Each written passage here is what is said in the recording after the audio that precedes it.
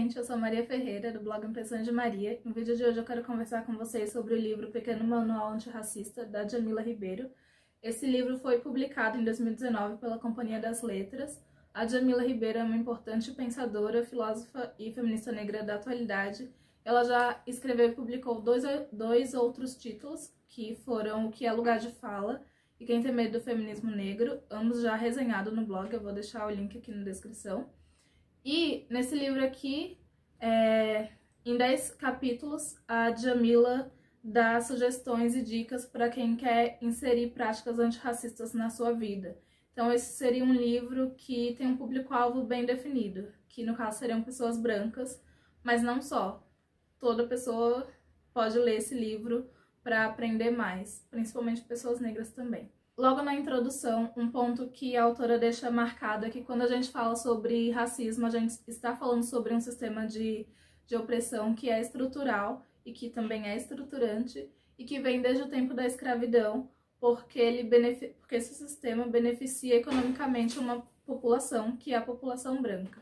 Uma fala que é muito recorrente, que tenho certeza que muitos de vocês já ouviram e conhecem, é da Angela Davis, que ela diz que não basta não ser racista, é preciso ser antirracista, porque mesmo que você não pratique atos racistas, se você presencia um ato e não faz nada e não intervém, você vai estar sendo tão racista quanto quem está praticando. E é importante ter isso em mente porque o silêncio, ele coopera para a manutenção desse sistema racista. Então as sugestões de práticas antirracistas que estão aqui nesse livro, elas são organizadas como se fosse num crescente. Então, em cada capítulo, a autora vai dando sugestões, e aí eu entendi que ela começa de sugestões mais fáceis de colocar em prática e que também exige menos desconstrução interna das pessoas que são racistas, e vai evoluindo para um nível maior de desconstrução. Vou falar aqui resumidamente sobre o que a autora fala em cada capítulo, e então vamos começar pelo primeiro, que é Informe-se sobre o Racismo. A primeira dica que a autora dá é que as pessoas brancas se informem sobre o sistema racista. Isso implica estudar, pesquisar, ler, assistir vídeos, assistir palestras de outras pessoas negras que falem sobre o assunto. Porque é muito comum as pessoas brancas pensarem que as pessoas negras têm a obrigação de ensinar para elas o que é racismo, o que é raça, ou explicar por que um ato dela foi racista. Primeiro que nenhuma pessoa negra tem a obrigação de ser professor de pessoas brancas, porque hoje em dia, principalmente hoje em dia, a gente já tem uma gama de material para ser estudado e todo mundo pode, por livre e espontânea vontade, estudar esse material. Então não espere que pessoas negras sejam professores de pessoas brancas. Nesse capítulo também a autora fala sobre o mito da democracia racial que muitos acreditam haver no Brasil, principalmente pelo fato de que aqui, no período da escravidão, a gente no período e depois a gente não teve leis segregacionistas. E esse mito foi incultado principalmente pelos estudos e publicações dos sociólogos que escreveram sobre Brasil, sobre a sociedade brasileira. E um desses sociólogos foi o Gilberto Freire, que tentou passar uma imagem de que no Brasil a gente teve uma escravidão branda porque houveram relações entre negros e brancos. Mas essa é uma mentira, porque ele faz parecer que foi algo consentido e que negros e brancos se relacionavam porque eles queriam, quando na verdade a gente sabe muito bem que essa mistura foi muito fruto de violência e que as mulheres negras não tinham escolha, não tinham como dizer não para seus senhores. Algo que eu gosto nesse capítulo é que a autora chama a atenção para a importância do fato de normearmos as opressões. Então ela fala se a gente presencia um ato racista, ou se a gente vê um ato racista, é importante a gente dizer que aquele foi um ato racista e que não foi um preconceito. Ou então a gente chama as pessoas de negras, não ter medo de falar que alguém é negro, não tentar diminuir a negritude dela, tentando embranquecê-la, chamando de moreninho, por exemplo. É importante a gente nomear as coisas como elas são. E aí, nesse sentido, a gente vai para o segundo capítulo, que é Enxergue a Negritude. Nesse capítulo, a Djamila Ribeiro nos leva a refletir sobre o tipo de conhecimento ensinado e reproduzido nas escolas, porque a norma é que seja branca, né? Que tudo seja branco, que a gente viva num mundo branco.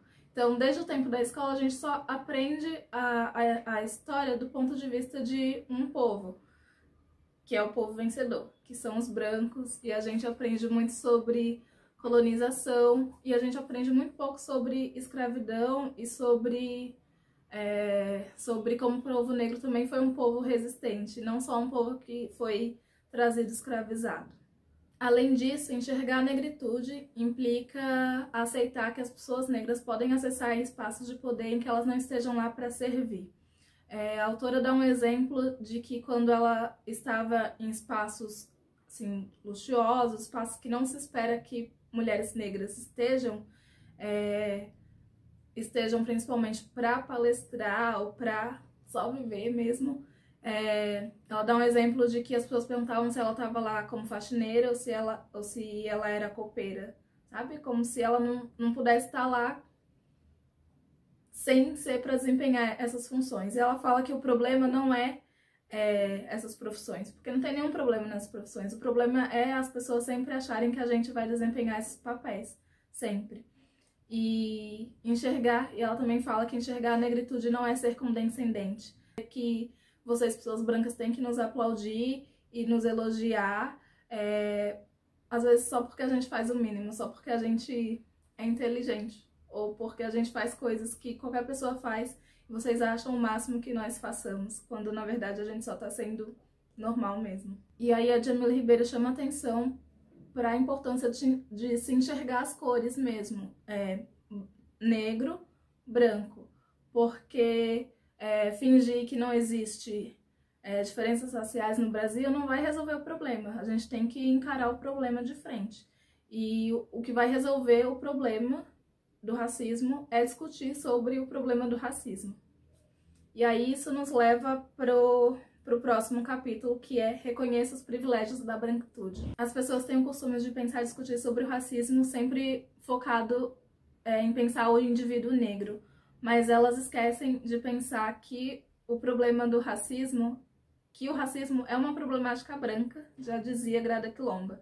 Ou seja, é preciso que a branquitude, que as pessoas brancas saiam desse lugar que ele se coloca como sujeito universal, em que os negros são os outros, e que o negro é o outro porque o outro é diferente, não é igual a mim, e reconheça esses privilégios que os envolve, e aí refletir sobre as estruturas de poder e como esses privilégios vão se perpetuando ao longo do tempo, porque nossa sociedade ela se organiza de uma forma que a raça é levada em conta sempre. Uma vez que os homens brancos estão lá no topo da pirâmide de privilégio social. Então, é isso, né? Homem branco, mulher branca, homem negro, mulher negra. E aí também a gente entraria numa discussão de interseccionalidade, mas a ideia basicamente é essa, de que a nossa sociedade se organiza de um modo a privilegiar as questões de raça, e as pessoas brancas sempre vão ser as mais privilegiadas. Assim, a ideia não é que esse reconhecimento gere culpa, porque culpa não resolve nada. A ideia é que esse reconhecimento gere ações concretas em prol de uma mudança significativa, para que haja uma mudança mesmo no nosso sistema, nossa organização social enquanto sociedade. E isso nos leva para o próximo capítulo, que é o seguinte: perceba o racismo internalizado em você. Pelo menos, acho que todas as pessoas negras têm uma história de que tem um amigo branco que, quando é acusado de um ato racista ou tem uma ação racista apontada, ele se defende dizendo: ah, mas eu não sou racista, eu não sou racista, eu tenho um amigo branco, ou eu não sou racista, meu namorado é branco, como se isso fizesse com que ele deixasse de ser automaticamente racista, mas ele não percebe que esse é um ato ainda mais racista, usar pessoas negras como escudo para se defender do próprio racismo.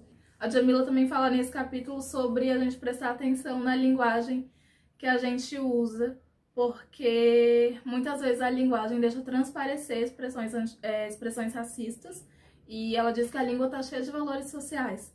Por exemplo, quando a gente elogia uma mulher negra e diz, ah, ela é uma negra bonita, como se ela não pudesse só ser uma mulher bonita, ela não precisa falar que ela é uma negra bonita, sabe?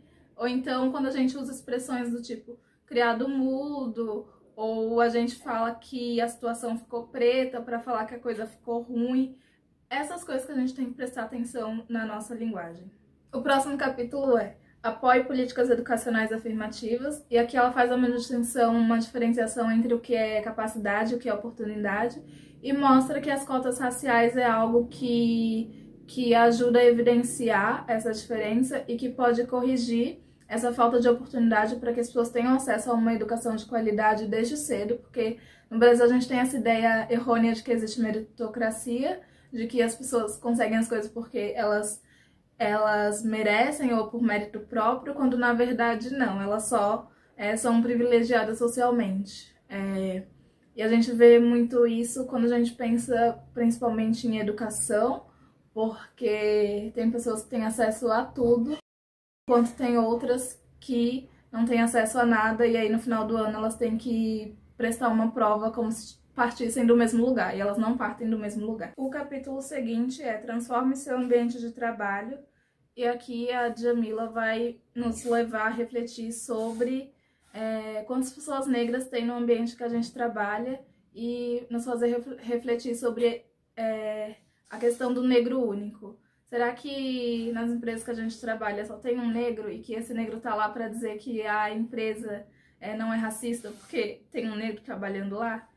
E acho que também que essa é uma discussão muito importante, principalmente nos dias de hoje, que as pessoas estão ficando mais conscientes sobre diversidade e pensar que diversidade não é cumprir cota, é fazer com que de fato as pessoas negras estejam naqueles espaços. Levando em consideração que o epistemicídio faz com que as produções de pessoas negras e de grupos oprimidos passem por um processo de apagamento sistemático, a gente chega no capítulo Leia Autores Negros, que é um dos que eu mais gosto. Aqui a autora dá dicas de que se faça a leitura de produções de pessoas negras.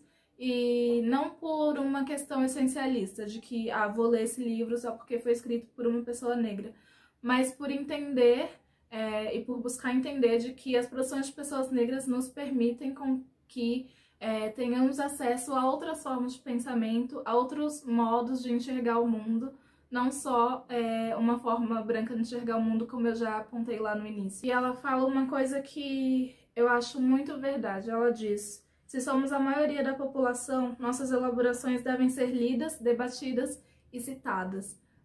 Quer dizer, a gente também tem capacidade de pensar o mundo, de refletir o mundo, de elaborar ideias. E então é isso. Leiam pessoas negras, não porque for ler um livro porque foi uma pessoa negra que escreveu, mas leia porque entende que pessoas negras também produzem e pessoas negras também pensam. Se continuarmos só lendo só autores brancos, sem tentar mudar essa realidade, a gente vai continuar tendo acesso a só uma representação da realidade e vendo só um ponto de vista. Isso me lembra muito a palestra da Chimamanda Ngozi Adichie, que é uma escritora nigeriana. Ela deu uma palestra em 2019 no TED Talks, em que ela fala sobre os perigos de uma história única. Então, que a gente não caia nisso, né? De reproduzir só uma história única e que a gente possa ter acesso a outras histórias e a outros pontos de vista. O capítulo seguinte é Questione a cultura que você consome. Aqui ela vai falar sobre a apropriação cultural e o quanto se tem um esvaziamento de sentido por conta do capitalismo. Então, o que se faz é pegar algo que seja significativo para uma cultura e transformar aquele algo em um objeto, em algo que pode ser vendido, algo que tem um valor monetário. Quando, na verdade, se a gente quer mesmo valorizar uma cultura, a gente precisa respeitá-la, primeiro de tudo, não transformar naquilo em um item que eu possa usar. Ela lembrou um episódio de quando uma moça branca usou turbante, e aí a comunidade negra falou muito sobre esse episódio, mas a questão não é uma pessoa branca usar turbante, a questão é uma pessoa branca usar turbante, ou colocar dreads, ou colocar tranças e não entender qual que é o real significado disso para as pessoas negras. Não entender que isso faz parte de uma cultura, de que isso faz parte da constituição de um povo, da história de um povo. Desmerecer tudo isso, toda a história de um povo só por uma questão estética e por uma questão que não tem nenhum valor para eles. E algo que a Djamila diz é que respeitar uma cultura não é se apropriar dela. Você pode respeitar uma cultura observando de longe, estudando sobre ela, você não precisa respeitar uma cultura usando essa cultura. Nesse capítulo, a Djamila também fala sobre racismo recreativo, que é um termo cunhado e discutido pelo Adilson Moreira. Racismo recreativo é praticar racismo encoberto de humor.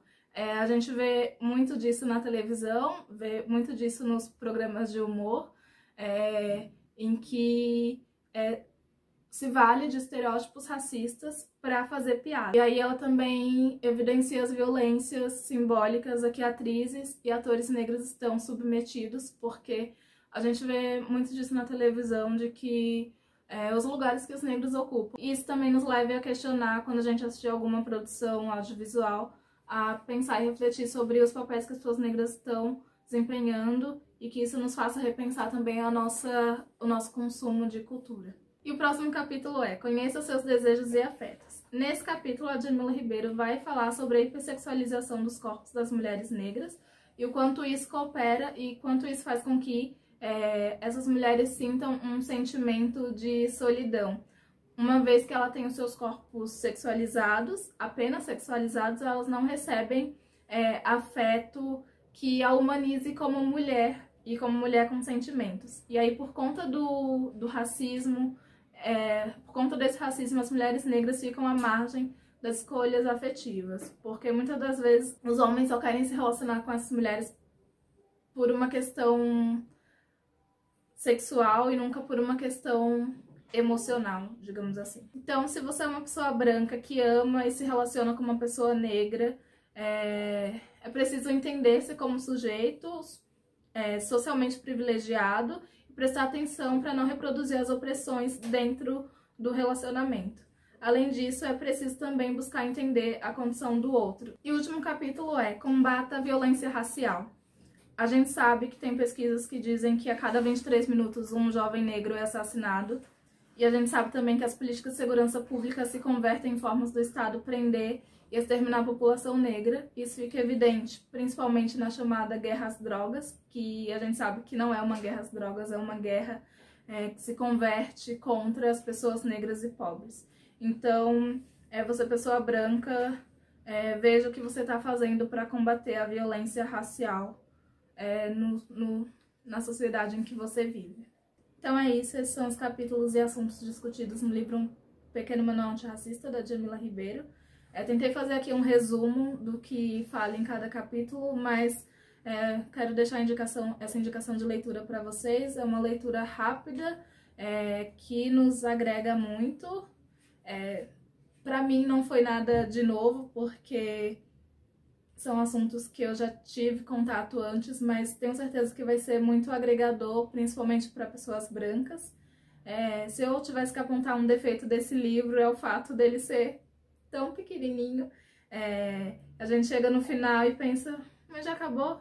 Então é isso. É um livro ótimo, é muito introdutório para quem quer começar a pensar e refletir sobre assuntos raciais. E outra coisa que eu também gosto nesse livro é que ele é cheio de notas, então tem muitas indicações de outras leituras para se aprofundar. E também no final tem informações sobre a autora, mas não só, também tem sobre os autores negros citados. Então aqui, nesse livro, você vai conhecer muitos outros autores negros.